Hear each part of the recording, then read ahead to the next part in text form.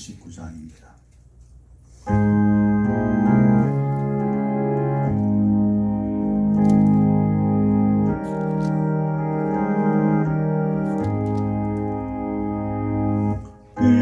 인내하신 곳에 주여 내가 미오니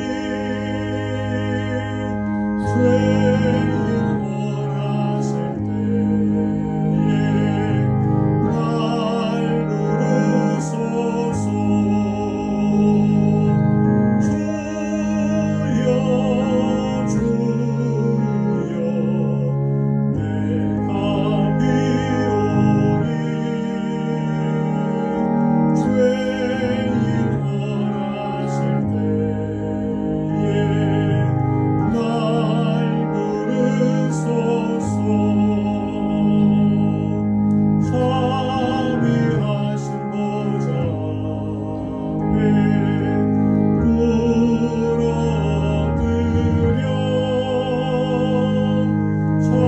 참혹하고 회개하니 믿음 주소서. 주여 주여 내가 미오니 죄인 원하실 때에 날 부르소서. 주의 복을 위하여 주께 가오니 상한 마음을 고치시고 구원하소서. 주여 주여 내가 미오니 죄인 원하실 때에 날 부르소서. 맘 먹으면 우리 주여 위로하소서. 우리 주가 같으시니 어디 있을까. 주여 주여 내가 미오니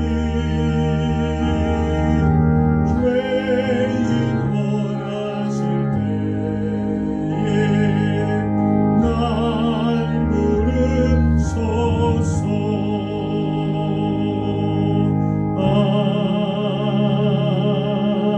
아멘. 주님의 음성 듣고 순종하여 나와 예배하게 하시니 감사합니다. 하나님, 오늘도 우리의 삶이 하나님을 바라보게 하시고 주의 음성 앞에 우리 자신들이 엎드려 예배함으로 우리의 심령의 소생함을 경험케 하시니 또한 감사합니다. 우리가 살아도 주를 위하여 살고 죽어도 주를 위하여 죽을 수 있는 복 있는 인생들로, 예배자들로 주님 이 시간 삼아 주옵소서. 예수님의 거룩하신 이름 받들어 간절히 기도하옵나이다. 아멘. 성경 말씀 사도행전 4장 1절로 12절입니다. 함께 말씀을 다 같이 읽도록 하겠습니다. 사도들이 백성에게 말할 때에 제사장들과 성전 맡은 자와 사두개인들이 이르러 예수 안에 죽은 자의 부활이 있다고 백성을 가르치고 전함을 싫어하여 그들을 잡음에 날이 이미 저물었으므로 이튿날까지 가두었으나 말씀을 들은 사람 중에 믿는 자가 많으니 남자의 수가 약 5천이나 되었더라. 이튿날 관리들과 장로들과 서기관들이 예루살렘에 모였는데 대제사장 안나스와 가야바와 요한과 알렉산더와 및 대제사장의 문중이 다 참여하여 사도들을 가운데 세우고 묻되 너희가 무슨 권세와 누구의 이름으로 이 일을 행하였느냐. 이에 베드로가 성령이 충만하여 이르되 백성의 관리들과 장로들아, 만일 병자에게 행한 착한 일에 대하여 이 사람이 어떻게 구원을 받았느냐고 오늘 우리에게 질문한다면 너희와 모든 이스라엘 백성들은 알라. 너희가 십자가에 못 박고 하나님이 죽은 자 가운데서 살리신 나사렛 예수 그리스도의 이름으로 이 사람이 건강하게 되어 너희 앞에 섰느니라. 이 예수는 너희 건축자들의 버린 돌로서 집 모퉁이의 머릿돌이 되었느니라. 다른 이로서는 구원을 받을 수 없나니 천하 사람 중에 구원을 받을 만한 다른 이름을 우리에게 주신 일이 없음이라 하였더라. 아멘. 오늘 말씀의 제목은 제자의 삶입니다. 제자란 말의 뜻을 보면 이런 뜻이 적혀 있습니다. 지식이나 덕을 갖춘 사람으로부터 가르침을 받는 사람이 제자이고요. 오늘 우리가 말하는 제자의 의미는 예수님의 가르침을 받아 그의 뒤를 따르는 사람, 이 사람이 제자라 그렇게 기록하고 있습니다. 저는 제자에 관한 말씀 가운데서 특별히 제자는 어떤 사람이냐, 예수 그리스도의 이름으로 사는 사람들, 예수 그리스도의 능력, 예수 그리스도의 권세, 예수 그리스도의 이름을 자랑하며 사는 사람들이 바로 예수님의 제자라 그렇게 말씀하고 있습니다. 제자의 삶의 특징 가운데 첫 번째로 어떤 사람이 제자의 삶입니까? 오늘 본문에 있는 것처럼 어둠의 권세를 뚫고 살아가는 사람, 그 사람이 바로 제자의 삶인 것을 알 수가 있습니다. 사도들이 백성들에게 예수 안에 죽은 자의 부활이 있음을 전하자 제사장들과 성전 맡은 자와 사두개인들이 당황하고 걱정하게 됩니다. 그래서 본격적으로 사도들과 예수 믿는 사람들을 핍박하려고 합니다. 급기야는 사도들을 옥에 가두게 되었습니다. 어둠의 권세로 그들은 기세가 당당했고 사도들을 가두면 이 모든 예수에 관한 죽은 자의 부활의 소식이 잠잠해질 거라고 생각했습니다. 그러나 오늘 본문의 말씀에 보면 예수의 부활을 믿는 사람들이 기하급수적으로 늘어나게 되었음을 알 수가 있습니다. 우리가 지난 시간에 살펴봤던 것처럼 그들이 3,000명의 예수 그리스도의 제자가 생겼고, 오늘 본문 4장 4절에 보니까 말씀을 들은 사람 중에 믿는 자가 많았는데 남자의 수가 약 5,000이나 되었더라 그랬습니다. 그러면 우리가 단순하게 생각하면 예수님의 제자의 수가 약 8,000명이나 늘어나게 됐다는 겁니다. 무엇 때문에요? 예수의 부활을 전하고 예수의 부활의 능력에 힘입고, 그리고 여기 성전에서 나면서부터 걷지 못했던 사람이 일어나서 성전을 뛰어다니며 하나님을 찬미하는 놀라운 일들을 통하여서 예수의 제자의 수가 급속하게 늘어나게 된 것을 알 수가 있습니다. 초대교회의 역사를 기록했던 요세푸스라는 역사가가 쓴 기록에 보면 예수님 당시에 예루살렘 성 안에, 예루살렘 거주지 안에 살았던 사람의 인구수를 대략 얼마로 추정하냐면 약 25,000명에서 최대한으로 잡아봤자 한 10만 명 정도로 그게 잡고 있습니다. 그리고 6월절이라든가 특별한 유대인의 절기 때 각 세계 각 지역에서 몰려드는 순례객들, 방문하는 사람들까지 다 치면 6월절 기간에는 대략 한 200에서 300명 정도의 사람들이 예루살렘 거리를 이렇게 뒤덮었다고 합니다. 예수님 당시의 인구로 봤을 때 약 25,000에서 10만 명 가운데 약 10,000명에 가까운 사람들이 예수님의 제자가 되었다는 것은 이 유대 당국자들, 또 로마의 행정 책임자들 입장에서 봤을 때는 긴장의 끈을 놓치지 않을 수 없죠. 저들이 한 번이라도 뭉쳐서 자신들의 권리를 주장하든가 그들이 무장을 한 채 폭도가 된다거나 하는 일이 벌어지게 되면은 이거는 감당하기 어려운 일이 될 수가 있는 것이죠. 그래서 이 예수의 부활을 믿는 사람들이 이렇게 날마다 늘어나게 되자 그들이 본격적으로 안 되겠다 싶어서 이들을 재판을 통하여 처단하려고 했습니다. 그런데 성령께서 일하시는 성령의 역사 가운데 독특한 방법이 여기 말씀에 기록되고 있죠. 제자 예수가 말씀을 들은 사람 중에 제자 예수가 남자 예수가 약 5천이나 되었다고 했습니다. 그래서 이들을 통하여서 사도들이 안전하게 보호받게 되는 겁니다. 사도들을 유대 당국자들이나 그리고 대제사장들이나 서기관들이나 바리새인들이 함부로 하지 못하도록 성령께서 예수의 제자를 폭발적으로 늘려줌으로 인해서 급속하게 늘어남으로 통하여서 예수의 사람들을 통하여 예수의 제자들을 보호하게 하는 놀라운 역할을 성령께서 하게 되는 것을 알 수가 있습니다. 어둠의 권세에 눌렸던 모든 사람들, 그 어둠의 권세에서 눌림받고 해방받고 자유함을 얻었던 그들이 예수의 증인으로 복음의 사역자들로 헌신하게 되었습니다. 마침내 어둠의 권세자들을 물리치게 되었던 것을 알 수가 있습니다. 어둠의 권세가 그 긴 밤에 사도들의 몸을 묶어 놓았지만 그들은 그 안에서 진정 감사하고 그리고 하나님의 은혜에 대한 참 자유함을 누리게 되었습니다. 우리가 뒤에서도 나오지만 사도들이 갇히게 되자 예루살렘 교회의 온 성도들이 합심하여 기도하고 있었습니다. 그리고 뒤에 보면은 그들이 비르기를 다음에 그들이 모인 곳이 진동했다고 했습니다.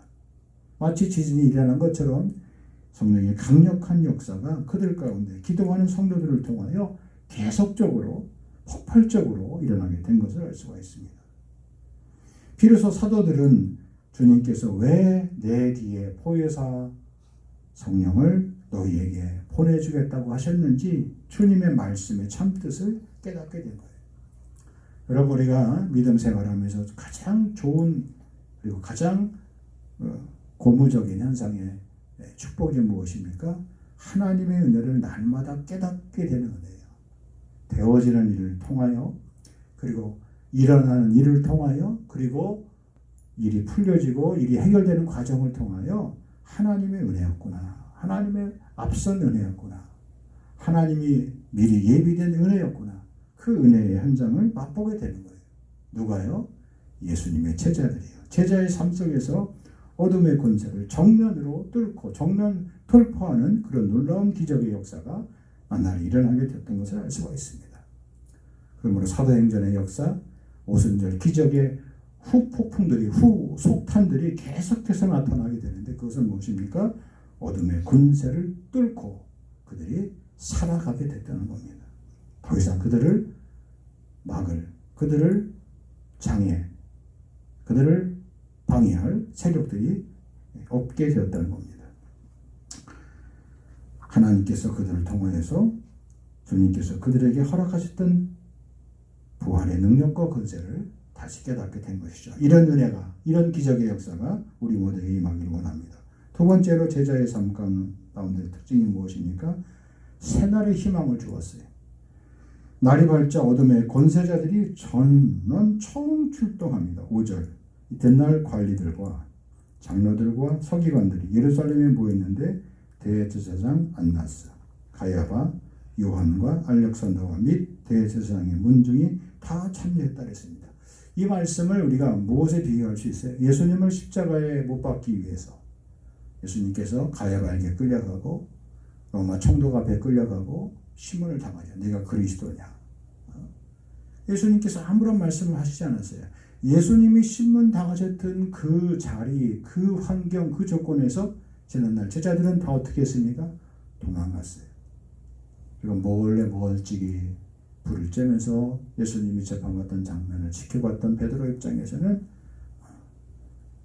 무리 중에 있는 한 사람이 너도 예수와 함께 다니던 사람이 아니냐는 그 질문을 듣고 그가 무서워서 예수님을 저주하고 부인하고 욕하고 도망가게 되었죠. 통곡의 밤을 보내게 되었죠. 예수님이 하신 말씀이 생각이 나서 베드로가 했던 그 경험이에요. 그런데 예수님이 신문 당하셨던 것과 똑같은 경험을 이들이 당하게 됐던 겁니다. 종교재판이 열리게 된 것이죠. 그리고 사도들을 그 공회 앞에 호출하여서 불러내서 소환해서 신문하게 합니다.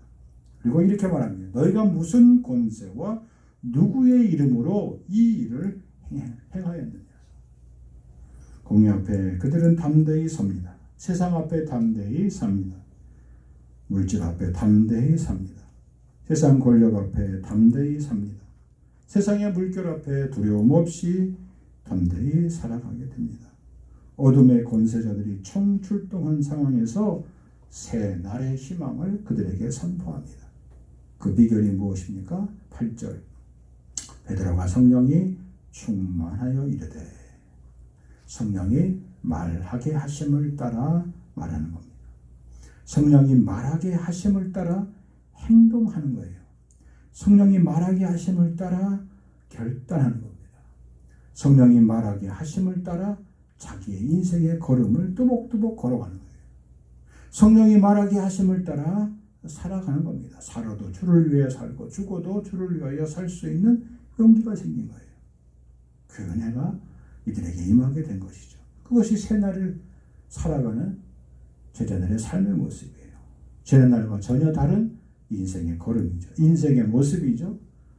어둠의 권세자들조차도 그들이 총출동하여서 이들을 막고 이들을 위협했지만 하나님은 부활의 권세와 능력으로 사는 이들을 붙드셔서 그들을 통하여 새로운 세상을 열어주셨습니다. 하나님 중심의 확고한 세계관을 그들이 갖고 살게 됩니다.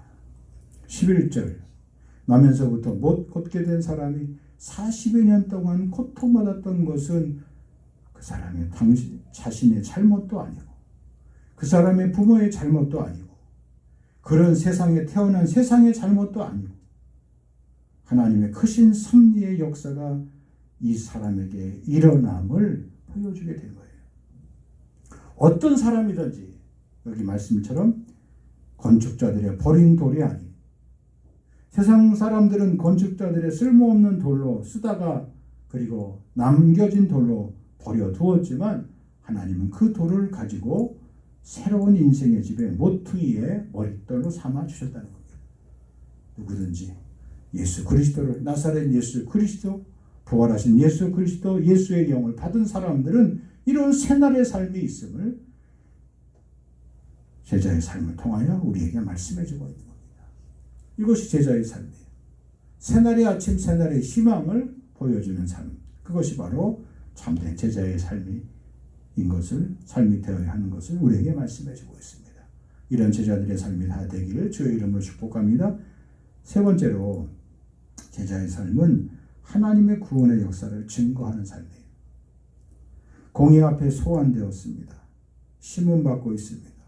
위협을 당하고 있습니다. 자칫 잘못하면 베드로와 사도들은 일생일대 여기서 죽을 수도 있어요. 종교재판에 의해서 돌팔매질을 당하여서 죽을 수도 있습니다.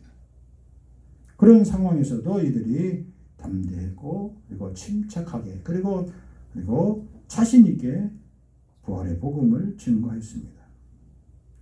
제자의 삶이 어떤 것인지 그들의 삶의 제자의 참모습이 무엇인지를 우리에게 똑똑히 보여주고 있습니다.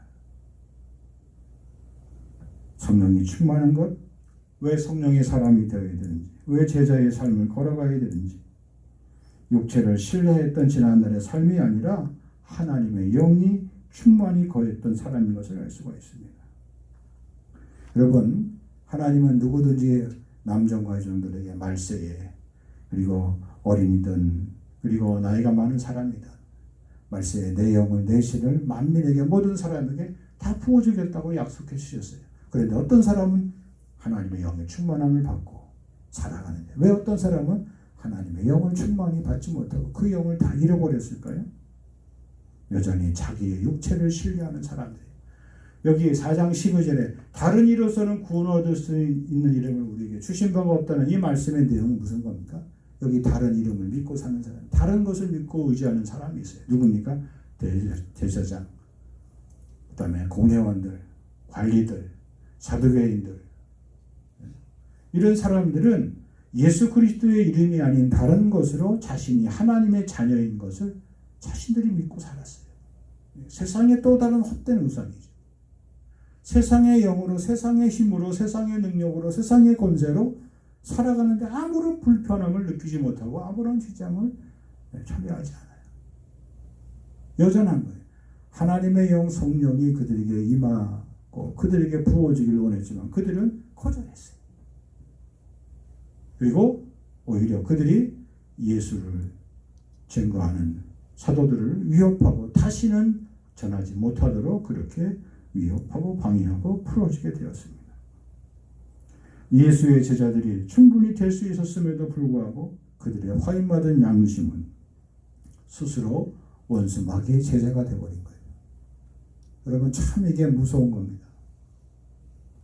한 번 하늘의 은혜를 맛보고 한 번 하늘의 은사를 맛본 사람들이 하나님의 영을 받지 못하고 하나님의 영에 대적하는 자리에 돌아서는 순간 이런 엄청난 인생으로 전락하게 되는 것을 우리가 말씀을 통하여 알게 됩니다.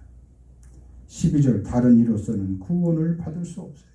다른 것으로는, 다른 이름으로는, 다른 능력으로는, 다른 힘의 원천으로는 절대로 하나님의 자녀가 될 수 없고 세상을 이길 수 없고 세상을 구원할 수 없는 거예요. 세상에 소망을 줄 수 없는 거예요.